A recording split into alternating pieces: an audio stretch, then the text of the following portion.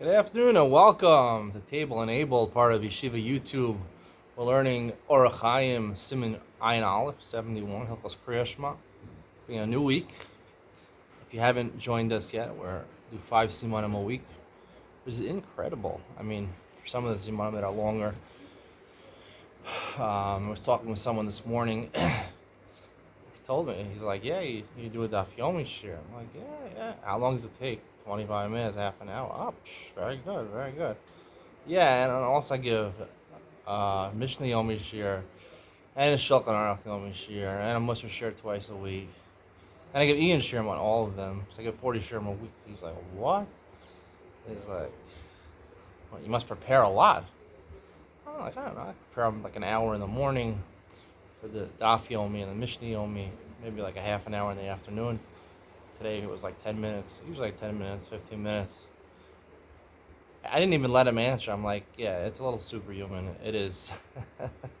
It's not your average Maggid shir.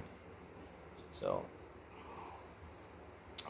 but because I don't have time on Friday and Shabbos, we only do 5 simanim because I started Shulchan Aruch Yomi. I'm the founder of Shulchan Aruch Yomi. But again, it is a small part of Yeshiva YouTube, the only yeshiva available exclusively on YouTube, and maybe the best yeshiva out there. It's the only virtual yeshiva out there, and it, in my opinion, in terms of quality and quantity, beats any yeshiva, physical yeshiva, any brick and mortar yeshiva. You know, when e-commerce started, everyone was a little skeptical. You know, e-commerce, you're gonna buy shoes online, you're gonna buy clothing online, you're gonna buy everything. Everything for your house online. It's a novelty. Today we take Amazon for granted. There's various e-commerce platforms now. Um, e-commerce accounts for a lot more sales than brick and mortar. You know, that's the way it's gonna be with yeshiva. Also, you think it's just for shopping? No, yeshiva, your Torah also is gonna be a virtual experience, and I'm setting up the first yeshiva exclusively on the internet, exclusively on YouTube.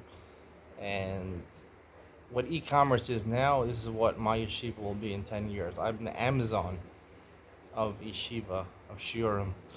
Don't think Torah anytime. They have a lot of shiurim, but they're not cutting edge.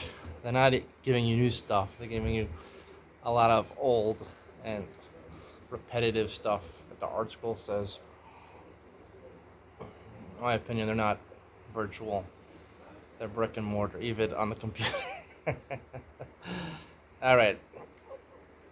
And I'm saying it's like on Amazon, you go and you'd buy a style of, I don't know, sneakers, let's say. You buy sneakers that were from the 1980s, 1990s, maybe if they're vintage, but you probably want sneakers that are 2022. So, same thing with your Torah. You're not going to want a Torah that's nice, smells of 1980s, 1990s, You want a present day Torah. You want 2022 cutting edge Torah. This is what you get with my yeshiva. Let's get into it. Ayin Aleph.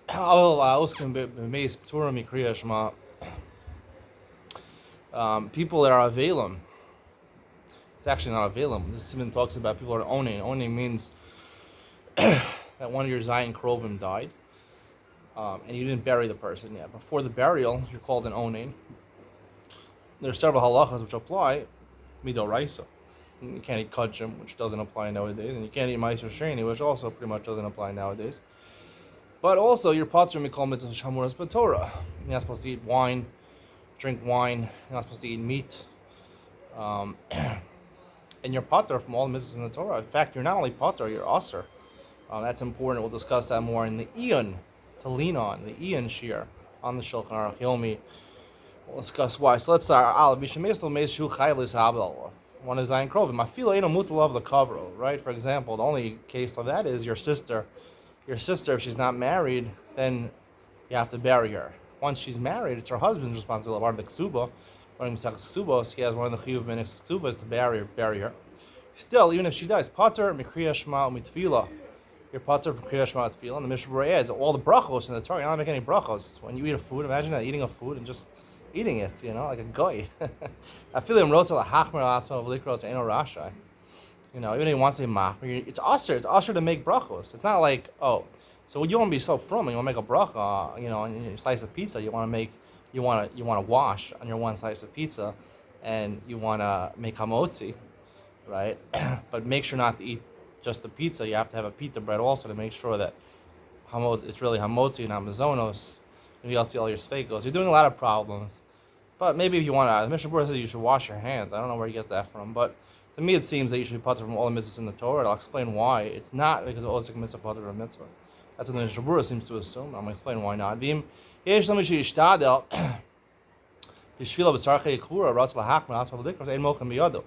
If he has somebody else, like we're going to talk about a Chevra Kadisha, it's very prevalent today to have a Chevra Kadisha. They're the ones bringing the body to the mikvah. They're the ones preparing the body for burial. Once you give over the body to the Chevra Kadisha, which could happen almost immediately when they come, so then if you want to be machmir yourself and read Kriya Shema, or do any brachos, or do any of the mitzvahs. The Shulchan Aruch Paskins sounds like you're not supposed to, but we don't protest. If he wants to do it, he can do it. We'll explain these two different opinions in the Ian Share Beis. But Medra Amur and Bechol. Basically, the Shulchan Aruch is going with the opinion that an oni is called osik mitzvah pater min mitzvah. The mitzvah of burial is squarely upon the Zayin Krovim, and since it's upon the Zayin Krovim, so therefore osik mitzvah pater min mitzvah. When you're engaged in a mitzvah, you're pater from all the other mitzvahs. That's the way Shulchan Aruch seems to assume. Beis, but Medvar Amur and Bechol, it's only talking about during the week. Aval b'Shabbos chayiv kol hayom ha'da erev imach shechal tum hazask v'zarach ekura. On Shabbos, we're going to learn Shabbos, you can't bury a dead person. Yom Tov is a discussion, we'll see in a second. Shabbos, you're not allowed to bury a person, so if you can't bury the person, so osik mitzvah pater min mitzvah. You're not osik mitzvah, you don't have to bury him. It's not on your mind. It's not, you can't do anything to prepare the burial, so you're chayiv on Shabbos. Unless you be mach shechal tchum, right? The Gemara in Shabbos, the end of Shabbos, talks about, even though technically you're not supposed to prepare on Shabbos before Shabbos, you're allowed to go to the edge of the tchum, right? But you can't go outside of tchum on Shabbos. Tchum is 2,000 amos from the city limits. You're not allowed to go past that tchum on Shabbos. You're not allowed to walk out there. Not just even if you're not carrying anything, just to walk there. Tchum and Doraisa, according to some opinion, it's definitely Derabanan. You're allowed to be mach shechal tchum, which even though you're preparing, if you're doing it for Jarach mitzvah, Chazal allowed you to do that. So once you're mach shechal tchum, the Tosfos and the Rush and Moed Katan say that you already considered preparing yourself to bury the body. So therefore, even though it's still Shabbos, so therefore, the Mishnah Berurah says, maybe according to some opinions, the Taz says, oh, if you have the opportunity now, so say Kriyat Shema of the day of Shabbos. Aval Magen Rum says not to. If he's not doing that, Chayav Gam Le'es Erev, he's Chayav until, say, Sekol Chavim, when Shabbos ends, according to Beino Tam. If you want to Makar Beino Tam, Makar here also.